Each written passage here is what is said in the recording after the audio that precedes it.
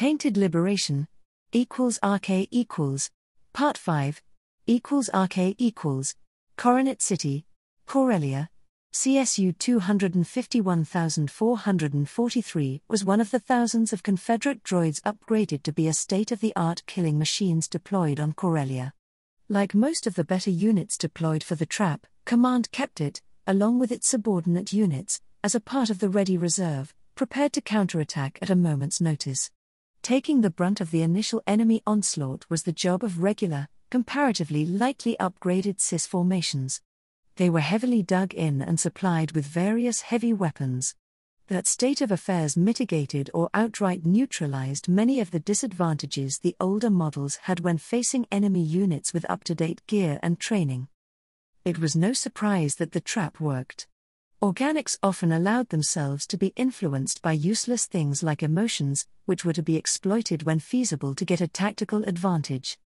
When the enemy dropped some of their best units in the middle of a killing ground, CSU 251,443 waited as ordered. When the GAR threw itself in the teeth of the heavy defenses built throughout Coronet, it still patiently waited for orders. The droid trusted the other units to do their job as well as they could. Finally, after the enemy breached the outer perimeter, CSU 251,443 received the order to counterattack.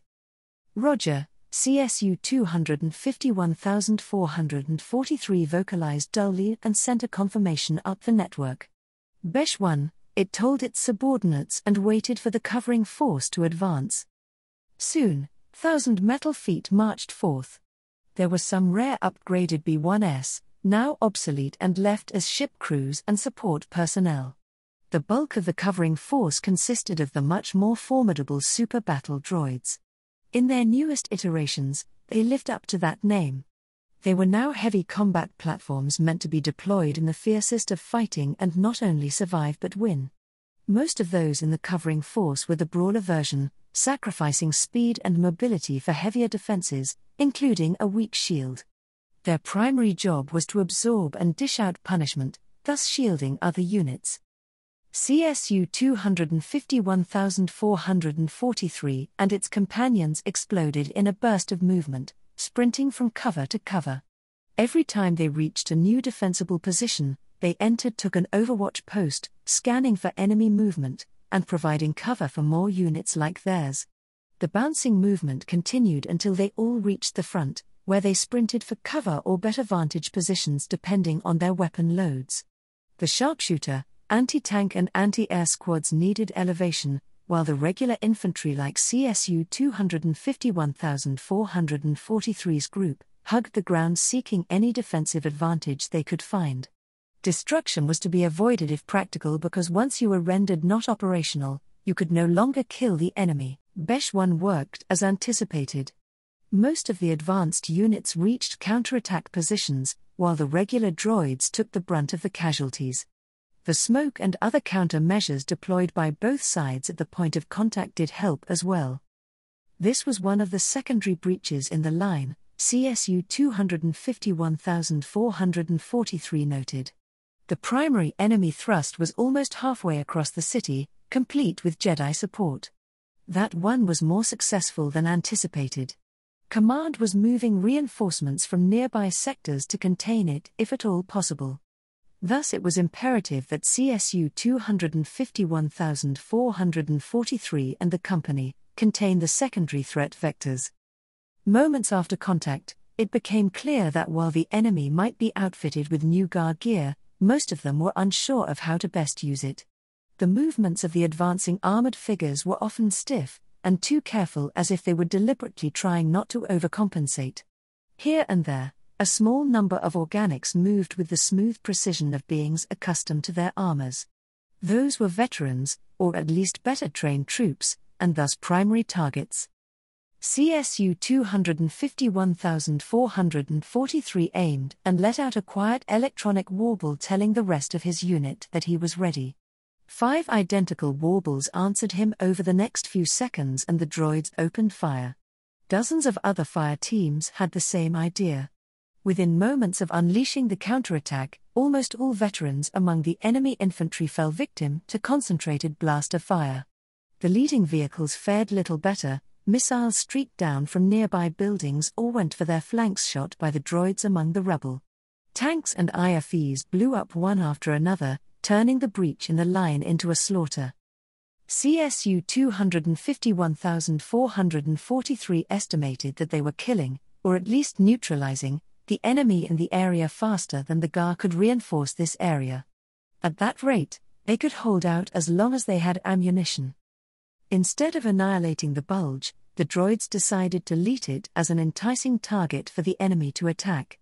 If the GAR decided to commit here as well, then the droids would be eager to create a casualties-generating exercise for them. The situation was looking up for CSU 251,443 when a tremendous explosion shook the rubble it was taking cover behind. It sent him sliding down towards the street along more than a few other units taking cover into the demolished remains of a low residential building. The SIS network went momentarily silent before every available command unit began issuing contingency orders. They just lost the primary theater shield generator. While secondary shields would be coming online soon, they would be unable to cover more than a few critical locations each. Within moments, the great majority of SIS forces in Coronet would be vulnerable to enemy air power and open for orbital strikes. An organic might have frozen at the prospect of immediate annihilation. CSU 251,443 on the other hand did the only logical thing. Charge. The droid ordered. Organics being organics, would undoubtedly hesitate to bomb their soldiers. That would allow the droids to kill more of them before being rendered not operational. RK equals Flag Bridge, Shield Maiden, Acclamator Assault Ship, Corellia. It might not have been a particularly wise political decision, however commanding from the dedicated facilities of an Acclamator outweighed the negatives. At least that was what General Victis thought. Being on board an Acclamator had the additional benefit of allowing a communications officer to screen any calls from politicians that wouldn't directly affect the ongoing campaign. The command facilities, along with live camera feed from multiple Republic ships surrounding Coronet, offered an invaluable amount of information. The defenses of the assault ship further ensured that the general and his staff didn't have to worry about a SIS strike force attempting a decapitation strike against them. Those were among the few good news concerning the disaster Victis had the dubious honor to preside over. The pinning attacks alone were already a bloodbath, with the leading units suffering up to 10% casualties and having to pull back, while follow-up formations moved in to pin down the enemy. The locations where the GAR actually managed to breach the enemy defensive lines offered even worse numbers. All Victis had to do was to glance to the left, where a large holographic screen displayed the status of the engaged ground forces. Perhaps unsurprisingly, Fresh Corps Sec units suffered the worst in their zeal to break through to their encircled comrades in the capital. They were responsible for 2 of the secondary breaches in the SIS defenses, but at a horrendous price. The first one occurred almost at the far end of the city.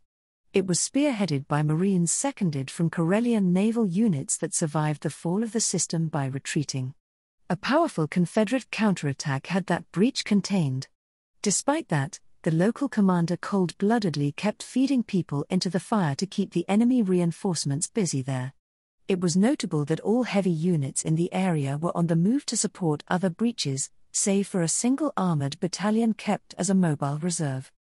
Victis made a note to check who was in charge of that sector. Depending on the details of their decision-making, someone was either in for a promotion or reprimand. That was in case anyone except Kino didn't get demoted or outright fired over the casualty figures from today's slaughter. Perhaps unsurprisingly, the main thrust with the Jedi in the lead was the most successful.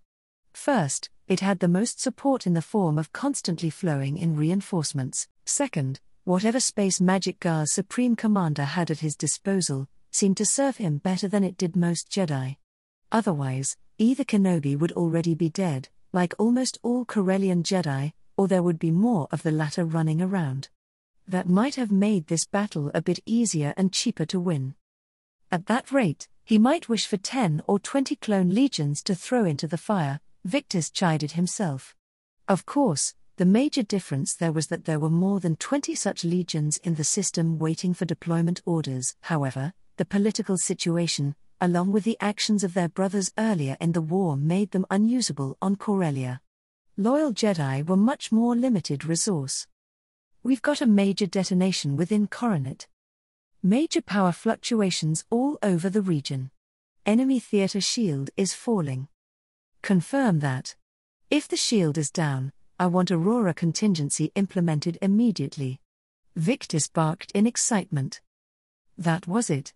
If one of the special operations teams succeeded, they now had a chance to cease the bloody battle in its tracks. It's confirmed. We've got both sensor and visual readings.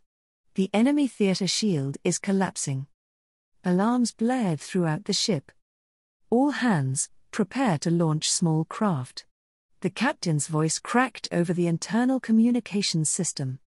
That would be a picture repeating itself in all acclimators surrounding Coronet. As soon as they launched fighters and bombers, and their hangars safely closed, of course, they would advance to provide close air support with the Guardian systems. The same was true for over 20 escorts, primary frigates and corvettes, which should be already moving. The tactical plot updates, showing the stylized symbols of the escorts moving in, followed by vectors for the freshly launched small craft to follow. Bomber and fighter wings already circling far above Coronet, accelerated and Dove, heading to provide cover for the cut-off forces. This is Overlord Actual, Victus Chief of Staff spoke urgently. Air support and orbital strikes are now available. All GAR and Core Sec forces, mark your positions with smoke. I say again, CAS and orbital strikes are now available, mark up your positions now. That was much easier said than done. The points of contact all around Coronet were a mess of silver and black smoke, constantly lit up by weapons fire and disturbed by explosions. Flares and green smoke grenades would offer, at best, a very rough approximation. Often the fighting was at practically point-blank range. Get our pinning forces to pull back, then once that's done, have our ships burn down every damn droid trying to crawl up all over them. Those holding the flanks of the main breach points are the exceptions. They're to hold tight. Send it all available reserves to reinforce them. It's time to end this. Victus ordered. If he was in the position of the opposing commander, he would have two viable choices now. First, he would try to surrender before the enemy brought to bear overwhelming firepower. If that wasn't a viable option, he would throw everything he had left into an attack and keep the fighting too close for effective orbital and CAS support. That way, he would go down fighting and inflicting maximum casualties to the enemy. It didn't take a tactical genius to decide what the droids were going to do now. What was surprising was how many strongholds they had beyond the outer perimeter. Missiles and heavy blaster bolts rose from dozens of buildings aiming at the descending fighters. The tactical display lit up with crimson designations, with at least 10 signifying confirmed proton cannons. Prioritize the proton cannons. Orbital strikes on their positions are now authorized. Victus ordered as soon as the reality of their presence registered. Almost as soon as he gave the order, laser cannons and light turbo lasers from the advanced escorts shot back at those heavy anti-air positions. Deflectors were useless against their ammunitions, and in numbers, they were perfectly capable of cracking open even a heavy armored acclimator. It took much less firepower to take down one of the escorts, as 3 Corellian frigates found out the hard way. 2 had their forward sections blown open, wiping out the bridge crews, and sending them tumbling in an uncontrolled spin. The 3rd got stuck in the flanks from 2 sides. Its repulsor lifts failed and it crashed down soon after, tearing through multiple buildings on the way down. Return fire obliterated 7 of the proton cannon positions. Unfortunately, shields sprung around the other 3. They didn't last long. A combination of Guardian targeted lasers and missiles, along with proton torpedoes deployed by the descending bombers, comprehensively shattered the buildings housing those emplacements. However, that didn't happen before they could reload and damage 2 more escorts, forcing them to pull back. The less said for the small craft that flew straight into a prepared ambush, the better. That fight was short and bloody. It ended as soon as the acclimators moved forward and unleashed a fraction of their own firepower upon any major enemy position away from friendly forces. By the time they were done, Coronet was going to have a ring of leveled buildings at least 10 kilometers in diameter, where the GAR warships had to destroy almost every single building taller than a couple of IEs. However, that would be a concern for the future. There were still trapped forces to extract, and droids crawling out of their holes and throwing themselves at the GAR units surrounding Coronet. =RK=, Part 6, =RK=, Coronet City, Corellia. Ahsoka used telekinesis to levitate a large chunk of debris and smash it into an advancing droid squad. After that, she somehow managed to drag herself back behind the single operational tank left in the ravaged plaza. A sniper round pinged off its shield, striking the cracked ground and blasting a smoking crater in it. Those infernal snipers had been dogging Ahsoka ever since she used her trump card to break the enemy's first major attack. After that, the droids kept probing, using small, competent units to initiate firefights and keep the defenders on edge. All the while, enemy sniper teams did their best to pick off unlucky troopers. The tank responded in kind, shattering what little was left of the facade on a building in the distance. Then, when the enemy determined that they had weakened Ahsoka's position enough, the droids threw what appeared to be an armor company with heavy infantry support straight at the plaza. That short vicious fight accounted for 2 of the Durst tanks, whose crews sold their lives dearly. It was only thanks to those 3 armored units and a handful of surviving heavy troopers that they halted that assault. Ever since then, Ahsoka was stuck around the last friendly tank, doing her best to keep it into the fight. Whoever was in charge of the droids decided that this was a good enough trade-off and was content to keep her pinned down with sniper and missile troops. Meanwhile, more of those infernally smart droid squads kept popping up from the smoke and trying to overrun Ahsoka's remaining infantry. They constantly hit one part of the defensive line or another, keeping a steady pressure. It was only a question of what Ahsoka would run out first, soldiers or ammunition. At that point it would be all up to her, and she was already nearly spent. Fortunately, the young Togruta wouldn't have to figure out how much further she could push herself today. A large explosion shook the whole city. There was a shift in the force. The suffering and despair suffocating the whole region twitched and gave way to stunned hope. Ahsoka felt the sudden change like a gut punch robbing her of some dubious strength sourced from the dark side. The sky lit up briefly and cracked, followed by hissing and distorted voice coming from Ahsoka's abused communicator. "This is Overlord Actual," a vaguely familiar voice spoke. "Air support and orbital strikes are now available. All GAR and Core Sec forces, mark your positions with smoke. I say again, CAS and orbital strikes are now available, mark up your positions now." Ahsoka looked up. The smoke cloud built above Coronet from countless uncontrolled fires and the heavy fighting glowed with reflected light. Against the dark clouds, it was easy to see the shield dome trapping them inside, breaking and vanishing. For a moment, a manic grin stretched Ahsoka's face, only to vanish when her tired brain worked throughout the implications. This was it. The enemy now had no choice but to either surrender and go out in one last push to inflict casualties. The droids weren't going to surrender. "This is Colonel Tano to all friendly units in Coronet.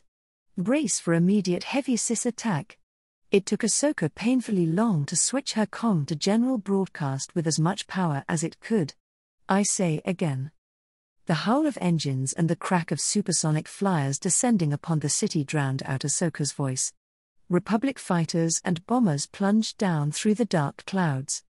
Their passage tore through the shadows thrown down by the smoke, and rays of sunshine fell upon Coronet like spears striking down from the sky. Missiles and laser bolts rose up to meet the Republic's small craft, which wasted no time in returning fire. The sky lit up again, illuminated by constant explosions. Fighters and bombers blew up, shattered by warhead or concentrated laser fire. Others fell out of control, adding to the destruction all over Coronet. There were too many incoming small craft and warships for the remaining CIS defenses to stop. They were coming from all around Coronet as well, forcing the defenders to split up their firepower. Laser cannons and proton torpedoes struck down in response, quickly obliterating whole buildings.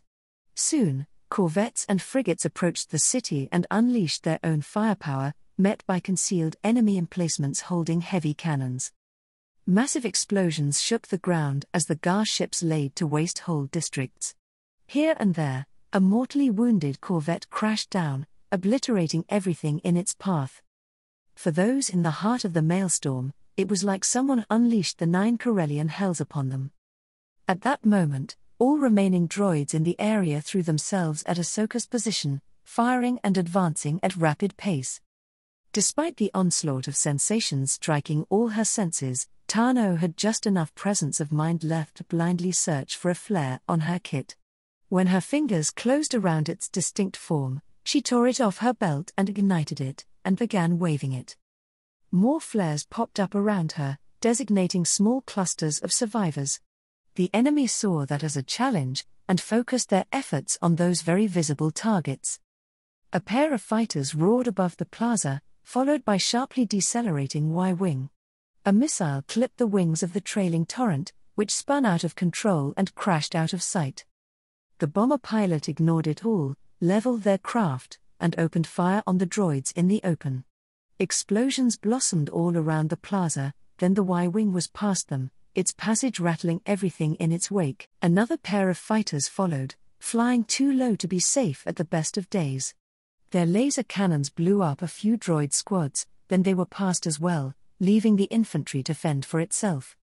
Ahsoka numbly held her lightsaber in one hand, while holding the back of the tank to keep herself from collapsing.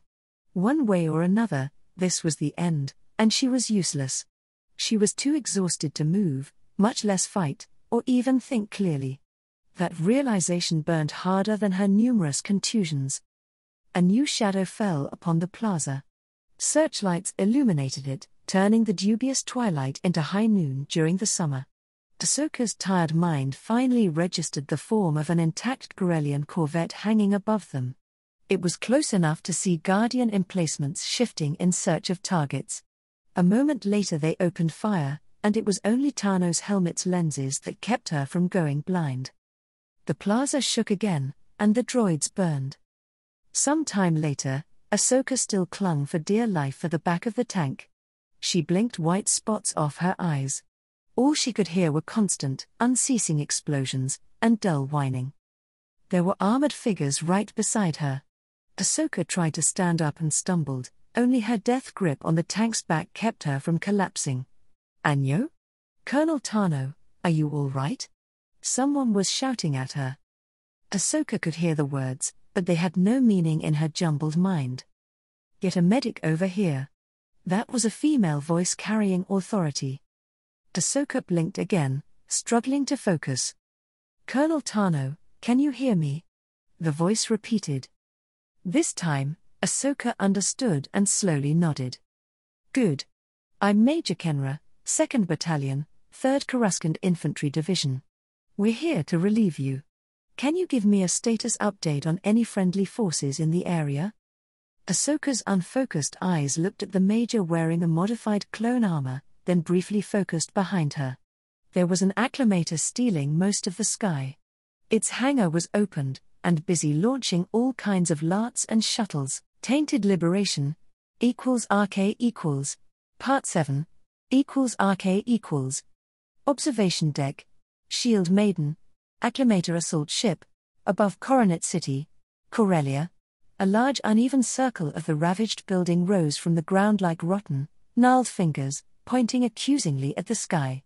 A larger circle of almost utter devastation surrounded them, separating Coronet's heart from marginally less devastated outskirts. Smoke from countless fires kept choking the city and thickening the black clouds above it. Streams of craft moved up and down towards the island of dubious safety in the city center. They were busy evacuating wounded and sick people, who took precedence. Their passage created billowing winds that threw smoke and ash in all directions. Right below the Shield Maiden, convoys of ground vehicles raced down what was left of one of the largest boulevards in the city.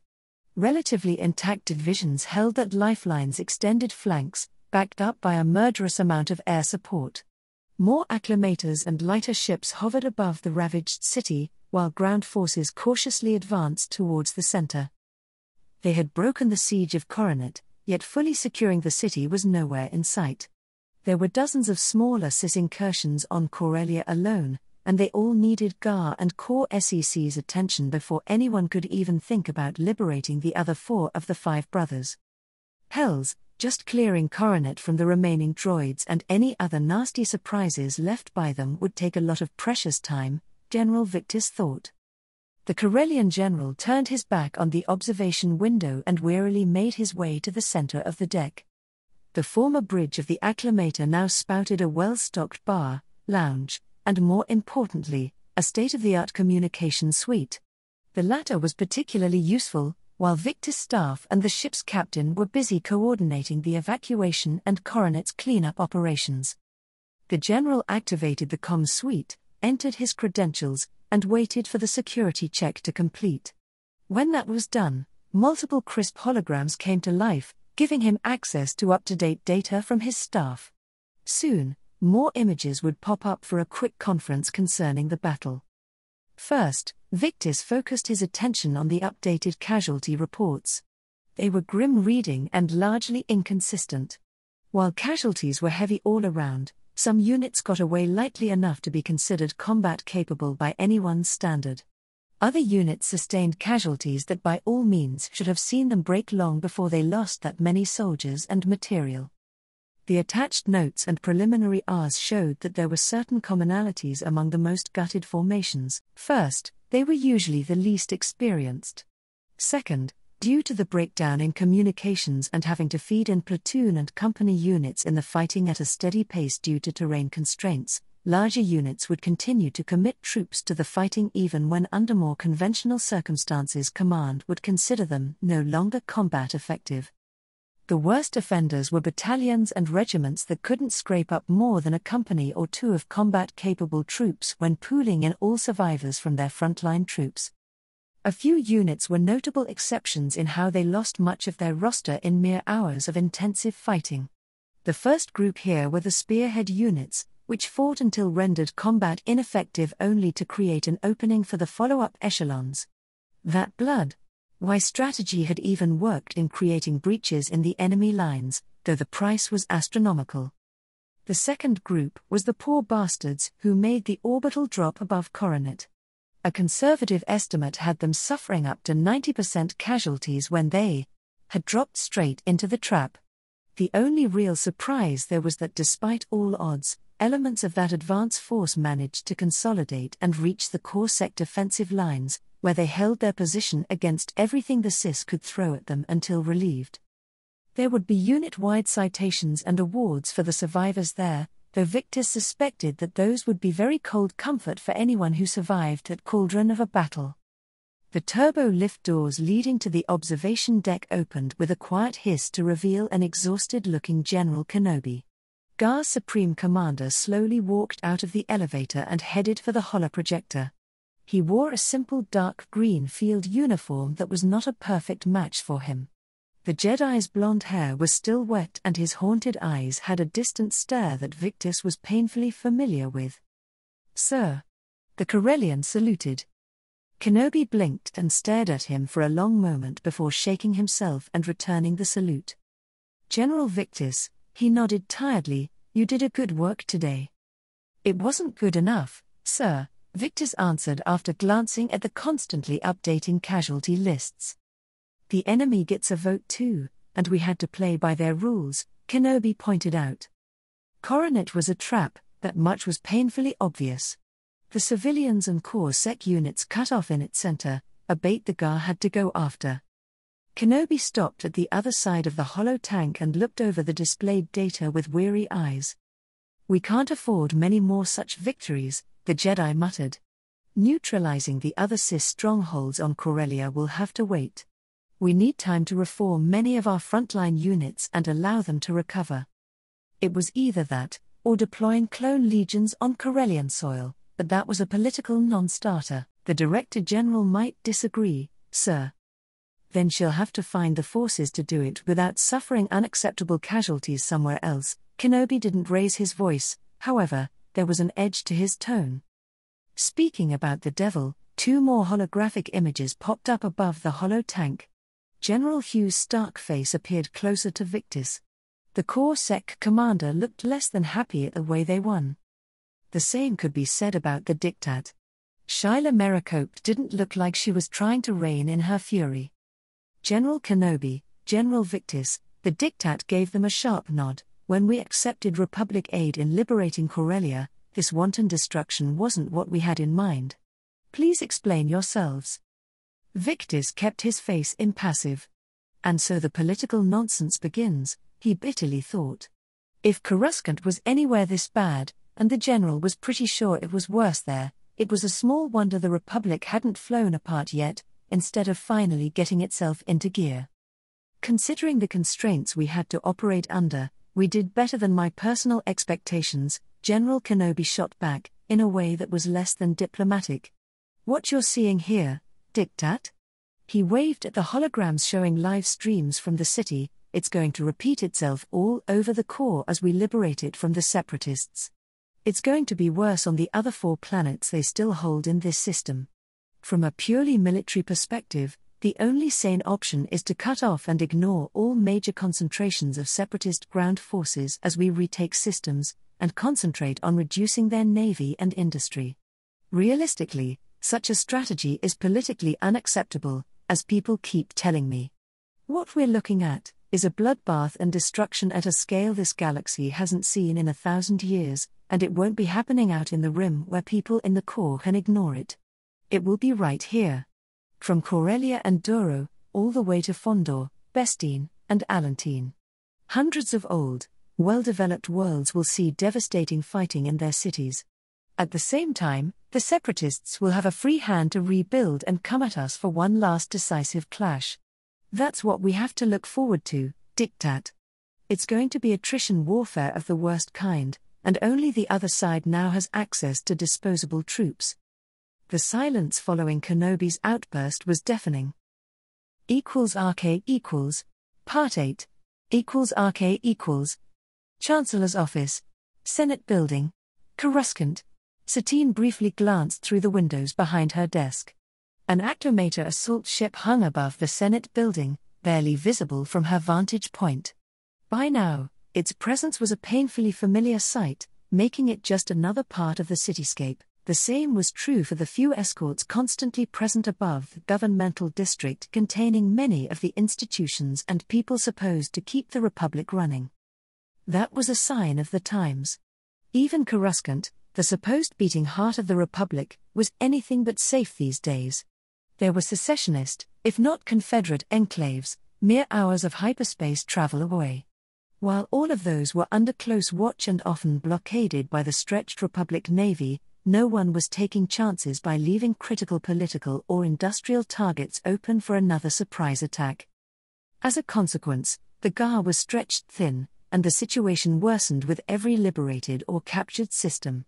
Despite its wild success, Operation Star Hammer simply wasn't enough to decisively decide the war.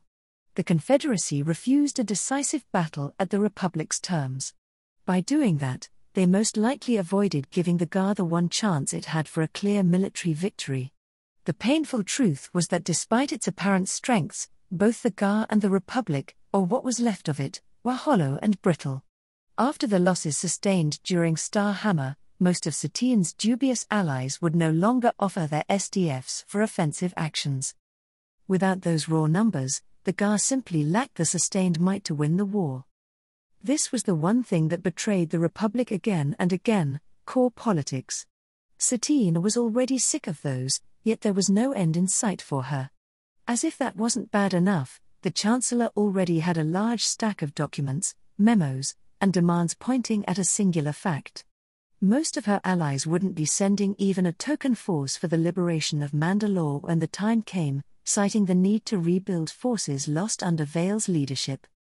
They were using Gar's most successful campaign to date to doom Satine's home and deny Vale any chance for gaining useful domestic support. Under different circumstances, the Chancellor might have been impressed by their audacity. Instead, Satine was infuriated. What little patience she had left was quickly burning out. Every politely veiled condemnation, or assurance that there would be no more naval support for the war in the foreseeable future, chipped at it. The Chancellor looked with disgust at the stack of datapads and chips burying part of her desk, before schooling her features into a polite mask. Most of her current allies were duplicitous bastards. Now it was time to gain some fresh support to counterbalance many of her current allies. Shutters closed in front of the windows, drowning Satine's office in the shadows. A panel on the Chancellor's desk lit up, indicating that a secure connection was now ready. The Chancellor took a moment to check up on her appearance. When she deemed it satisfactory, she switched on the hollow projector in her desk. The image of General Governor Sheila Maricope, Corellia's leader, appeared to the far right. To her credit, despite all Corellia had been through, the dictat retained her composure and still looked tough as nails. Two Corellian generals flickered on besides Maricope. One was the infamous Gambel Iblis, Corellia's former senator. He was a key figure in rallying Corellian civilian support and their surviving military after the fall of the Corellian system. Finally, there was a face Satine was familiar with only from a few briefings, General Hughes, the man in overall command of Corellian security. Obi-Wan's tired face came next, and the Chancellor spent a few more seconds looking him over for injuries than it was strictly professional. Generals Victus and Valentra completed the group. The former's presence ensured that all people in charge of the liberation of Corellia were present. The latter was here to give his advice on the logistical challenges facing them all. A round of introductions and empty platitudes followed before they could get to the point of the conference call. General Iblis, did you have a chance to properly inform the dictat and your colleagues about the political realities we're all facing now? Satine began. There are still large droid concentrations on Corellia itself, yet you want to talk politics, Chancellor? General Hughes scoffed. Politics will decide what amount of aid Corellia will receive to rebuild. They will determine how we will approach liberating the rest of your system. If we can survive, much less win this damned war, Satine answered bluntly. While I'm sure that General Iblis suspects it, I can confirm that many of our allies would gladly block any bills in the Senate to offer Corellia financial and material aid so it could regain its former position in the foreseeable future. From what I hear, the Senate doesn't matter these days, the dictat shot back. That's my point. Any such bills that reach it will be dead on arrival. The Republic is not what it once was. Satine paused, momentarily unsure how honest to be. In the end, she decided that this was one case where the truth might be more useful than honeyed lies. In fact, the Republic we knew is no more. Officially, I represent a failed system, propped up by core worlds, who find the dubious illusion business as usual, useful. What we're in practice is an alliance aimed against the Confederacy and its bid for galactic domination. What I can offer you is a place in this alliance. Obi-Wan closed his eyes and slumped. The truth was out now. If the Corellians made this conversation public, there was going to be a hell to pay politically. More importantly, this was an admission of the Chancellor herself, that the Republic was a dead man walking. You're aware what kind of political time bomb you just handled us, aren't you? It took Maricope long seconds to absorb Satine's words and respond. I am. I'm also aware that unless you consider unconditional surrender to the Confederacy, we're your only credible option to see the Corellian system free. In an ideal world, seeing that done would be simply doing our duty. In the world we're living in, it comes with a price. Satine grimly announced. From a military point of view, the worst thing we can do is waste time and resources liberating worlds which will be a net drain to the war effort for months if not years, Obi-Wan admitted. Politically, and morally, we would like to liberate those worlds anyway. You need to liberate those worlds, you mean, Iblis pointed out. You need their political support and the credibility it buys you. That's true. It is also true that for some of us, Such support would be worthless if it means we lose our home for good, Obi-Wan countered. Mandalore. You want support in liberating and holding Mandalore. General Victus was the first to voice that truth. Your current allies are reluctant to see it done, aren't they? The diktat noted. And you want Corellia liberated and safe, Satine reposed. The price is political and military support both for the war effort and bringing forth a new galactic order that might endure. Satine proposed. I must admit, I didn't expect such cold-blooded calculation from Satine Kryze, the Peace Duchess of Mandalore. Maricope wondered aloud. This war has a way of changing people and not for the better, Satine admitted the obvious. I find it curious that Mandalore himself isn't a part of this discussion. What is his part to play in the new galactic order to come? Iblis asked. Like it or not, Mandalore the Reclaimer is one of the most dangerous beings in the galaxy. Fortunately, he is on our side. He is a monster, or so an increasing number of people all over the galaxy believe. His mere existence is incredibly divisive. The diktat made a good point. Fortunately, he is our monster, Director General. Otherwise, we would have already lost this war. Obi-Wan stressed his point. General Vale is busy ensuring Admiral Trench leaves the Corps and in the process, doesn't destroy the Mid-Rim alliance he helped create. That brings us to another point, Diktat. While Corellia's support will be invaluable, it is no longer as critical as it once was. Securing your system will take time, lives, and material. Rebuilding your industry will take time, credits, and resources. Obi-Wan made a point to put stress on every single word. You no longer negotiate from a position of strength as one of the most powerful systems and alliance leaders in the galaxy. Kenobi didn't bother to elaborate that there were groups within the Corps, which would love to ensure that Corellia never returned to its previous place of economic, political, and military power. Let us discuss details then, the diktat said. What exactly do you want from us, and what can you offer us both in the short and long run in exchange? Obi-Wan glanced at Satine. Now they had the diktat's measure. The only question was what was Maricope's, and through her, Corellia's price.